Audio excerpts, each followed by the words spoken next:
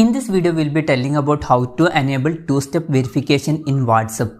If you are using WhatsApp, to increase WhatsApp security, you need to enable two-step verification. If you are enabling two-step verification and after that, if anyone is trying to access your WhatsApp, they need to enter one PIN, then only they can access your WhatsApp. Nowadays, it is not like before. Now you can use WhatsApp in more than one device. Before, if you are trying to log into your WhatsApp in another device, WhatsApp in first device will be logged out. But now if you want, you can use same WhatsApp in more than one device.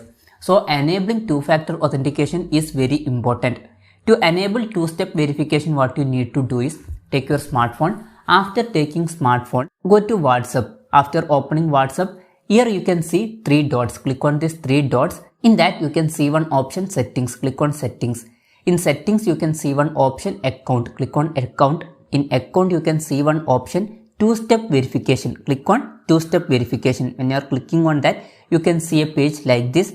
Down here you can see turn on. By default this will be turned off. You need to turn this on. To turn on, click on turn on.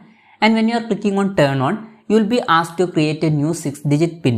Important thing is that you should remember this PIN. For example, I am entering one PIN. When you are entering that PIN, again you will be asked to confirm that PIN. I am confirming that PIN again. Now you will be asked to enter your email ID. If you want to skip this, you can skip. Here skip option is there, but it is better to give your email ID. I am giving my email ID. After giving your email ID, here you can see next button, click on next. Again they will ask to confirm your email ID. I am entering my email ID again. After that, down here you can see save button, click on save. Now everything is completed. Here you can see two-step verification has been turned on.